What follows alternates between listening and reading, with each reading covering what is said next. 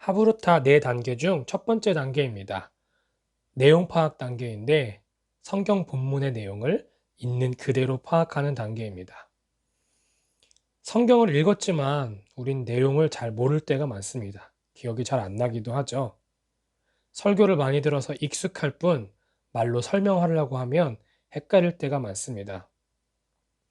성경 한 번 읽었다고 설교 한 번 들었다고 다 알 것이라고 착각하면 안 됩니다. 내용 파악이 왜 필요한지 같이 살펴봅시다. 나 이거 알아. 그런 친구들한테는 은근슬쩍 쓱 다가가서 그렇구나 그럼 이거 한번 해볼까 하면은 막상 말로 설명한다든지 그치. 아니면 뭐 퀴즈를 풀어본다든지 하면은 이제 좀 모를 수 있고 그리고 싫어가 있죠. 싫어? 나는 내용 파악하기 싫어. 그래서 그치. 성경을 읽기 싫어. 성경을 알고 싶지 않아. 뭐 이런 친구들이 있지. 그쵸. 첫 단추니까 동기부여에 대한 내용까지도 여기 들어가야 되는 거예요. 그래서 그 친구들을 위해서는 뭔가 좀 게임적으로 접근을 하는 부분이 필요한 거죠. 이게 실제로 심화를 막상 그러니까 좀 깊이 있게 하브루타를 해보려고 하는데 하다 보면 그 앞 단계에서 이제 저희는 좀 주차수가 나누어져서 하잖아요. 근데 내용 파악이 조금 부실하게 된 주가 있어요. 그 다음번에 무슨 행사가 있다거나 이래가지고 막 착 줄여서 시간을 한다거나 해가지고 얘네들이 깊이 있게 못 들어갔다거나 혹은 본문이 생각보다 좀 길었어. 뭐 이런 맞아. 이유가 있어서 아이들이 깊이 있게 본문 파악이 안 된 경우 그 다음 주에 심화를 하려고 하잖아요. 일주일이란 기간이 있는 것도 문제라서 이미 잊어버렸을 텐데 기본적인 이야기가 안 되니까 뭐 기도원 나와서도 지난주에 있었던 기억 디귿 이응해도 딴소리 할 판인데 그러니까 그게 이제 초성? 그치 그 초성으로 해줘도 기도원을 못 맞춘다고 그러니까 이게 진짜 그 기본적으로 이 본문에 대해서 파악하는 게 얼마나 중요한지는 사실 뭐 말할 필요가 없어요 이게. 다음 단계로 이어지는 과정으로 그럼요. 내용 파악 단계가 그리고 사실 내용 파악 단계만 잘 돼도 은혜 받잖아요. 빙고. 나도 그렇게 생각해. 맞아. 완전 뭐가 필요해. 그래서 이게 이제 교회에서 좀 착각하는 부분 중에 하나가 아이들을 딱 앉혀놓고 A부터 Z까지 진도를 다 빼려고 하는 거. 그러니까 우리가 문제인 게 이렇게 한 번에 사실 1시간 예배면은 사실 성경 자체만 다루는 시간이 한 20분, 30분 정도밖에 안 되잖아요. 근데 그 시간 안에 이 성경 내용도 잘 파악해야 되고 은혜도 받아야 되고 적용점도 찾아야 되고 막 이걸 다 하려고 하니까 힘든 거죠. 그래서 그냥 정말 어렸을 때는 그 계속 내용 파악을 얼마큼 잘해야 되는지 그냥 있는 그대로 성경 자체를 아는 게 맞아. 되게 중요한 것 같아요. 맞아. 그리고 이제 내용 파악할 때 도구가 중요해요. 도구. 그지. 도구들이 필요해요. 그러니까 아이들이 이제 뭔가 말하려고 할 때 잘 말 못하잖아요. 특히 예를 들면 이제 안 보고 말해봐 할 때 어른들 같으면은 성경 본문 몇 번 읽고 하나도 안 보고 그냥 말하는 게 가능하지만 정말 성경을 처음 봤다든지 뭐 어린 친구들 같은 경우는 적어도 이제 단어 같은 핵심 단어를 보고 말하는 이런 것들이 팁이 필요하니까 포스트잇 같은 도구들이 필요한 것 같아요. 맞아.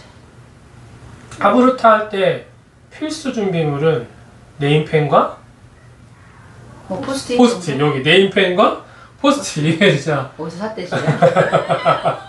핵심 준비물인 것 같아요.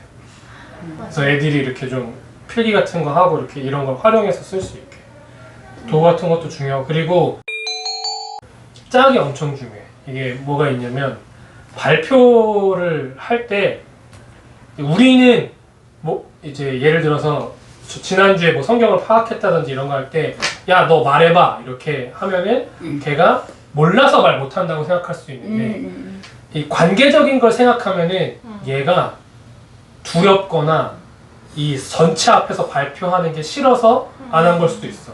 그러면 짝이 얼마큼 중요하냐면 둘이 좀 편한 사이야. 그러면은 자 그럼 짝끼리 먼저 말해봐. 그러면 내가 성경 내용을 쭉 읽고 짝끼리 먼저 한 번씩 말해봤어. 그 다음에 우리 한번 발표해볼까 하면 쉽죠. 훨씬 더 쉽죠. 근데 성경 2번 만약에 딱 읽고 이게 왜 필요하냐면 하브루타를 너무 이렇게 학문적으로 접근한다든지 아니면 이렇게 아이들과의 어떤 관계성을 배제하고 적용하시는 분들이 이렇게 할 확률이 되게 높다. 자, 너네 2번 읽어봐. 야, 너 일어나.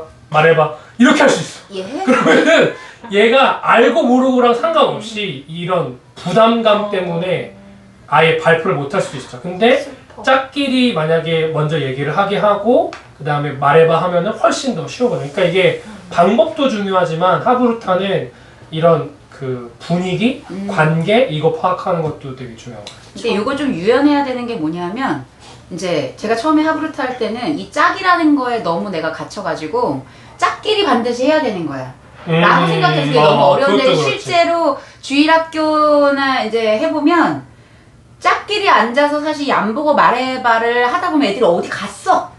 얘들은 이걸 말할 생각이 없고 관심도 없고 그러니까 이게 짝끼리 시켜놨어도 우리가 계속해서 레이더를 열고 걔네들을 바라보고 있던지 혹은 좀 잘하는 놈과 못하는 놈이 대략 좀 이렇게 비스무리 혹은 성향상 좀 포용해 줄 수 있는 애랑 막무가내랑 뭔가 섞여 있던지 조합이 되게 그래서 처음에 생각할 때는 이 조합을 찾거나 혹은 선생님이 넷을 놓고 돌아가면서 말할 수도 있잖아요. 그게 반드시 짝이 아니어도 그래서 어떻게 보면 교사분들이나 뭐 이렇게 생각하실 때 이게 좀 되게 번거로 어떻게 매번 이런 짝을 이렇게 생각하실 수가 있는데 이게 한 몇 개월 정도만 하다 보면 자연스럽게 알아서 이제 짝을 찾기도 하고 그러니까 이제 그거가 정립되기 전까지는 좀 선생님들께서 수고스러우시더라도 약간의 그런 조정 작업을 반드시 짝이 아니어도 좋으니 때로는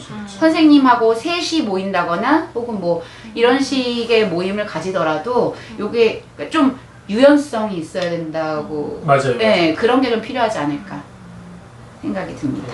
하브루타 할 때 되게 중요한 것 같아요. 간말 똑바로 말했어.